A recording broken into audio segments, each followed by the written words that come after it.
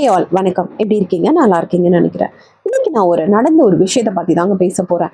ஒரு கிராமம் ரொம்ப ரொம்ப உள் இன்டீரியராக இருக்கிற ஒரு கிராமத்தில் இருக்கிற ஒரு மனுஷன் திடீர்னு என்ன பண்ணுறாரு அப்படின்னா, அங்கே இருக்கிற மலைகள் எல்லாம் தோண்ட ஆரம்பிக்கிறாரு. எல்லாரும் இவர் என்ன பைத்தியம் ஆயிட்டாரா, ஏன் இப்படி பண்ணுறாரு அப்படின்ற மாதிரி சிந்திக்க ஆரம்பிக்கிறாங்க. ஆனால் அவர் 22 வருஷமா மலையை தோண்டிட்டே இருந்திருக்காரு. ஏன்னா அவர் கிராமத்துக்கு போற வழியில நிறைய மலைகள் இருந்திருக்குங்க. அந்த ஒரு கிராமத்துக்கு ரோடே கிடையாதான்.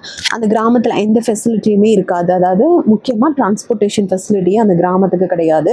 பட் இந்த மனுஷன் மலையை தோண்டிக்கிட்டே இருந்திருக்காரு. அது ஃபர்ஸ்ட் அந்த மலையை தோன்றப்போ மலையை இடிச்சு இடிச்சு இவர் ஒருத்தரா இந்த விஷயத்த பண்றப்போ எல்லாரும் அவரை பார்த்து சிரிச்சிருக்காங்க.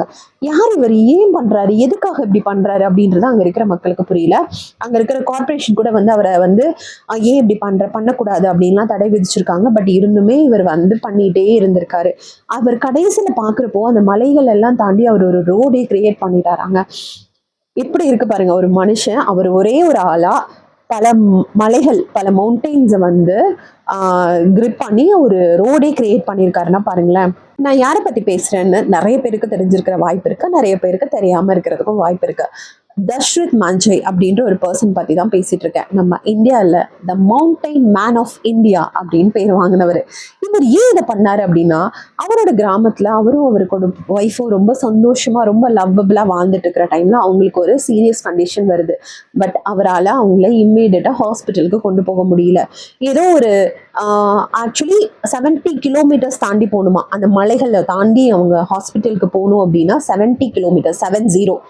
பட் இவர் அந்த மலைகளை குடைஞ்சு ஒரு பாதையை உருவாக்குறதுக்கு அப்புறம் 15 கிலோமீட்டர்ஸ்ல அவங்களால ஒரு எமர்ஜென்சி சுச்சுவேஷனுக்கு அவங்களால சிட்டியை ரீச் பண்ண முடிஞ்சுதான்.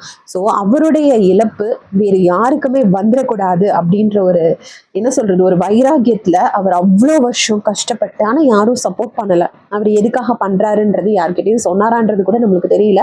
பட் யாருமே சப்போர்ட் பண்ணாத அந்த மனுஷன் the mountain man of India அப்படின்னு இப்போ நம்ம கூப்பிடுறோம். பட் அப்போ அவர் எல்லாருமே பைத்தியக்காரன் தான் சொன்னாங்க. ஸோ இந்த கதையில இருந்து நம்மளுக்கு என்ன தெரியுது? இந்த உண்மையான கதை தாங்க இது. நீங்க வேணா படிச்சு பாருங்க, உங்களுக்கு இவரை பத்தி தெரியும். ஸோ இதுல இருந்து நம்மளுக்கு என்ன தெரியுதுன்னா, நம்மளுக்கு ஒரு இழப்பு ஏற்படும் போது நம்ம ஒரு டிசிஷன் எடுப்போம். அந்த டிசிஷன் நம்மளோட இழப்பை சரி செய்தோ இல்லையோ நிறைய பேரை அதுல இருந்து காப்பாற்றுறதுக்கு ஒரு விஷயமா இருக்கும். நம்ம நிறைய டைம் நம்ம ஒரு விஷயத்துக்கு தப்பா பண்ணியிருப்போம், அதுல நம்ம நிறைய இழந்திருப்போம். அந்த டைம்ல அதே மாதிரி இன்னொருத்தவங்களுக்கு நடக்க கூடாது அப்படின்றதுல நம்மளுக்கு நிறைய விஷயம் இருக்கும். ஈவன் என்னோட லைஃப்ல இப்போ ஒரு சில இந்த டைம் நான் யூஸ் பண்ணி சொல்லிக்கிறேன். நானே ஹஸ்பண்ட் என்னோட குழந்தையும் ஒரு ரொம்ப ரொம்ப ரொம்ப ஒரு கஷ்டத்துல ஒரு சர்டைன் டைம்ல இருந்தோம்.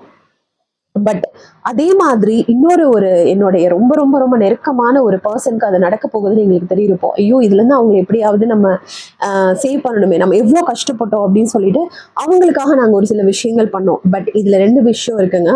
ஒன்று, நீங்க கஷ்டப்பட்டீங்க, அந்த கஷ்டம் இன்னொருத்தவங்க படக்கூடாதுன்னு நீங்க நினைக்கிறது 100% ட்ரூ. அதே நேரத்தில் அவங்க அதை அக்செப்ட் பண்றதும் அவங்க உங்களை வெறுக்கிறதும் இதுல நடக்கும். ஏன்னா நாங்கள் வெறுப்பதான் ஃபேஸ் பண்ணோம்.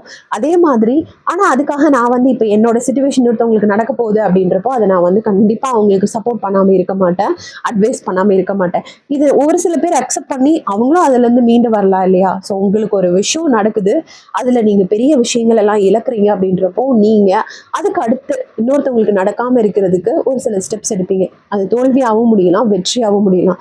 அது வெற்றியாக முடிஞ்சுது அப்படின்னா அது எத்தனை பேருக்கு பிரயோஜனமாக இருக்கும், கரெக்டா? ஸோ அதுதான் நம்மளுக்கு இந்த மவுண்டைன் மேன் ஆஃப் இந்தியாஸ் அவருடைய லைஃப் ஹிஸ்ட்ரியிலேருந்து நம்ம கற்றுக்குறோம். இந்த ஸ்டோரி கண்டிப்பாக உங்களுக்கு ஒரு மோட்டிவேஷனாக இருக்கும்னு நினைக்கிறேன். அடுத்த ஸ்டோரியில் மீட் பண்ணலாம்.